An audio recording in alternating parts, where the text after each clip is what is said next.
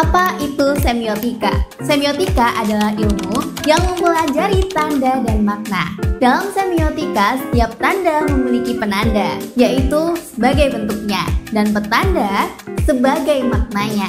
Semiotika membantu kita memahami cara komunikasi bekerja. Dan teori semiotika sendiri berbeda-beda menurut beberapa tokoh semiotika. Berikut penjelasannya. Jadi aku kali ini akan menjelaskan teori semiotika menurut Charles Sanders Peirce. Nah, siapa sih Charles Sanders Peirce ini?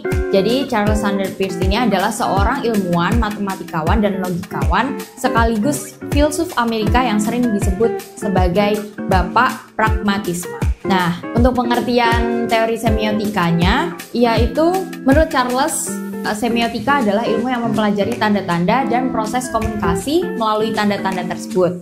Nah, Peirce juga mendefinisikan semiotika sebagai ilmu tentang tanda-tanda atau the doctrine of signs. Charles membagi tanda menjadi 3 komponen utama, yakni representamen, objek, dan interpretan. Representamen adalah bentuk fisik atau tanda itu sendiri, seperti gambar atau kata-kata. Objek adalah apa yang ditunjukkan atau dirujuk oleh tanda tersebut. Dan yang terakhir, interpretan adalah makna yang kita dapat dari tanda tersebut. Contohnya dalam iklan rokok Jarum 76. Ikon muncul lewat gambar jin yang menggambarkan kekuatan magis. Sedangkan indeksnya adalah asap rokok yang mengarah langsung ke produk itu.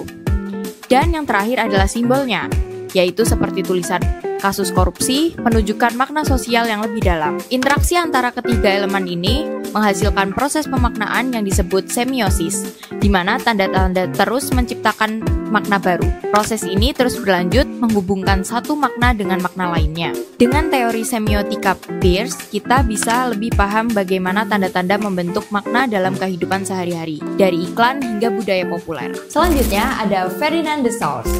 Ferdinand de Saussure adalah seorang ahli bahasa dan linguistik dari Swiss yang dianggap sebagai bapak linguistik modern dan strukturalisme. Nah, di sini menurut Ferdinand de Saussure, teori semiotika adalah studi tentang sistem tanda-tanda dan makna yang digunakan dalam komunikasi. Ia mendefinisikan semiotika sebagai ilmu tentang tanda-tanda yang mempelajari tentang sign, penanda, dan petanda. Ferdinand mengatakan semiotika itu adalah ilmu yang mempelajari tanda dalam masyarakat.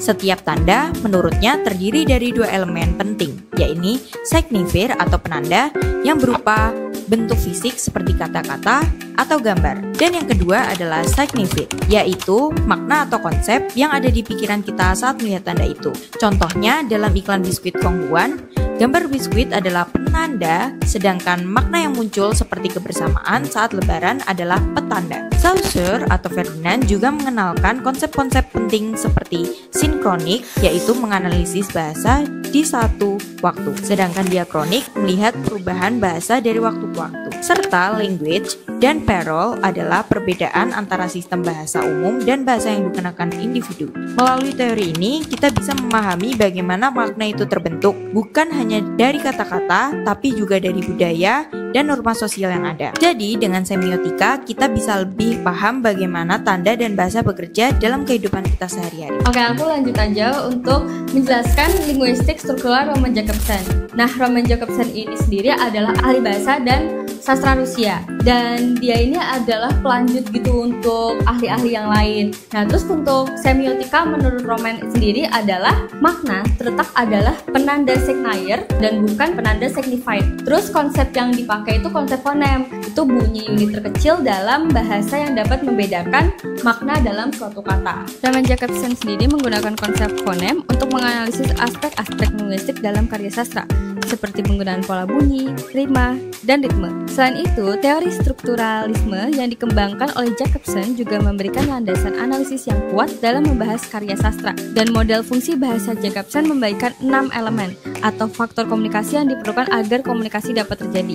1. Konteks, 2. Pengalamat atau pengirim, 3. Penerima, 4. Kontak, 5. Kode umum, dan 6. Pesan.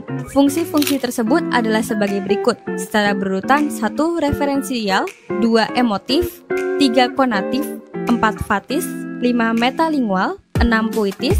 Dan saat kita menganalisis fungsi bahasa untuk suatu unit tertentu, seperti contoh yang akan kita cermati pada bait keempat dari puisi E. Cummings, dalam tahun 1894 sampai dengan 1962. Anyone Live in a Pretty How Town. Judul ini diambil dari baris pertama tanpa huruf besar. Yang pertama, When by Now and Tree by Leaf, She left his joy and cried his grief, bird by snow and air by still, anyone's any was all to her. Nah, terus juga aku bakal jelasin metasemiotika dari Lewis. Lewis itu juga merupakan ahli semiotika yang melanjutkan penerus dari Ferdinand de Saussure yang berasal dari Denmark pada abad 20, dan dia itu juga ahli dalam linguistik sama kayak Roman Jakobson tadi. Dan menurut Lewis, semiotika adalah tanda atau fungsi antara dua bentuk, yaitu expression form atau bentuk ekspresi dan content form atau bentuk isi. Dan juga segi lain menurut Lewis itu ada 4. Yang pertama ada expression form, content form, dan juga expression subtense, dan juga ada content subtense. Dan Lewis mengemukakan prinsip klasifikasi yang berlaku dalam bahasa apapun. Kategori itu sendiri, tulisnya, merupakan kualitas bahasa yang tetap. Prinsip klasifikasi melekat dalam semua idiom, semua waktu, dan semua tempat. Dan itu dibicarakan oleh Lewis. Jadi, linguistik dengan 3 tingkat analisisnya, fonologi, tata bahasa, dan leksikologi adalah ilmu tentang kategori. Dan untuk contoh kasusnya, yaitu semiotik terhadap sebuah karya film dari tenggelamnya kapal Van der Wijk. Selanjutnya ada Roland Barthes. Roland Barthes adalah seorang filsufus, kritikus, sastra, dan semiotika Prancis yang terkenal. Lahir pada 12 November 1915 di Cherbourg, Prancis, dan meninggal pada 26 Maret 1980 di Paris. Barthes terkenal karena kontribusinya yang signifikan dalam bidang semiotika, kritik sastra, dan filsafat budaya. Karya-karyanya banyak sekali yang terkenal. Antara lain ada Mythologies 1957, kritik atas mitos-mitos budaya. Yang kedua ada Racine 1963, analisis karya Racine. Dan ada Deep Pleasure du Texte 1973, esai tentang kesenangan membaca, dan masih banyak lagi. Pernah nggak sih kamu mikir bahwa sebuah tanda memiliki lebih dari satu makna? Roland Barthes, seorang pemikir semiotika, menjelaskan bahwa makna bisa dibagi menjadi 2, yaitu denotasi dan konotasi. Contohnya, bunga mawar. Makna denotatif adalah bunga berwarna merah yang harum. Tapi secara konotatif, mawar bisa melambangkan cinta atau bahkan pengkhianatan. Nah, inilah yang Barthes sebut sebagai lapisan makna kedua. Selain itu, Barthes mengenalkan konsep mitos. Mitos bukan sekedar cerita kuno, tapi makna yang berkembang dari kebiasaan masyarakat, misalnya iklan, sering menggambarkan kesuksesan dengan mobil mewah. Ini adalah mitos modern. Jadi, menurut Barthes, makna itu dinamis, terbuka, dan selalu bisa diinterpretasikan ulang. Dengan semiotika Barthes, kita bisa membongkar makna tersembunyi di balik tanda-tanda sehari-hari. Menarik kan? Selanjutnya ada Umberto Eco. Umberto Eco adalah seorang filsufus, novelis, dan semiotika Italia yang terkenal. Lahir pada 5 Januari 1932 di Alessandria, Italia, dan meninggal pada 19 Februari 2016 di Milan. Eco dikenal karena kontribusinya yang signifikan dalam berbagai bidang. Menurut Eco, tanda tidak berdiri sendiri. Ada 3 elemen penting dalam proses, yaitu semiosis, tanda, objek, dan interpretan. Ketiganya bekerja bersama untuk membentuk makna. Eco juga menjelaskan 2 teori penting, yaitu theory of codes dan theory of sign production. Theory of code membahas bagaimana kode atau aturan membantu kita menghubungkan tanda dengan makna. Misalnya, kata danger level bagi pemadam kebakaran berarti evakuasi. Sementara itu, theory of sign production membahas cara kita menyampaikan pesan lewat kata, gambar, atau gestur. Semua ini menurut Eco adalah teks yang bisa kita baca dan tafsirkan. Eco percaya bahwa makna tanda tergantung pada konteks budaya dan sosial. Itulah sebabnya pemahaman kita bisa berbeda-beda. Dengan semiotika Eco, kita belajar membongkar tanda-tanda di sekitar kita.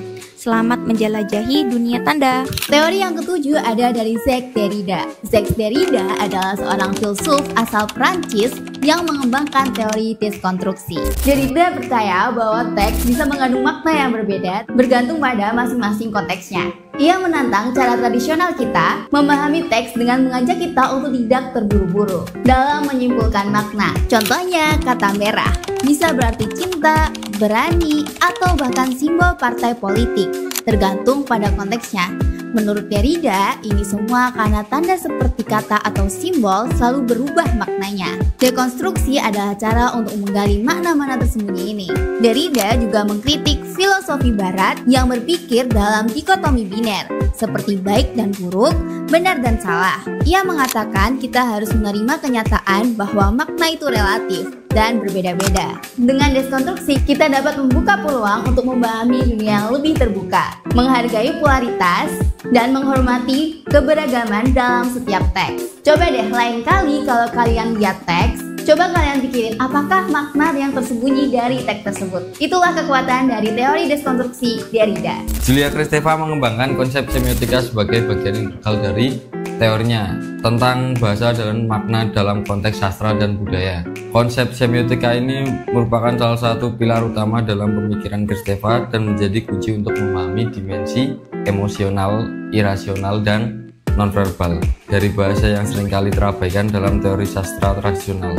Bagi Julia Kristeva, bahasa terdiri dari dua dimensi yang saling melengkapi, yaitu dimensi semiotik dan simbolik.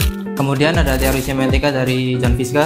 John Fiske dalam teorinya ini menjelaskan bahwa studi semiotika melibatkan 3 aspek utama, yaitu tanda, kode, dan kebudayaan. Fiske juga mengembangkan teori tentang kode-kode televisi yang bekerja pada 3 level, yaitu level realita, level representasi, dan level ideologi.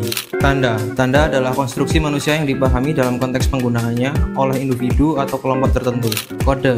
Kode adalah sistem yang mengorganisir tanda agar dapat digunakan dalam komunikasi sesuai dengan kebutuhan masyarakat atau budaya tertentu. Kebudayaan memengaruhi bagaimana kode dan tanda dipahami, termasuk konteks sosial dan budaya yang mempengaruhi maknanya. Level realita melibatkan kode sosial seperti penampilan, lingkungan, perilaku, ekspresi, dan gaya bicara. Level representasi berhubungan dengan kode teknik seperti kamera, pencahayaan, musik, dan narasi. Level ideologi melibatkan ideologi seperti individualisme, patriarki, kelas sosial, dan kapitalisme yang memengaruhi bagaimana makna disampaikan dan diterima. Fiske memandang pemirsa televisi sebagai subjek aktif, bukan pasif. Pemirsa dengan latar belakang dan pengalaman berbeda berupaya memahami makna dalam tayangan televisi yang ia anggap sebagai teks. Makna ini ditafsirkan secara beragam tergantung pada konteks sosial dan kultural pemirsa.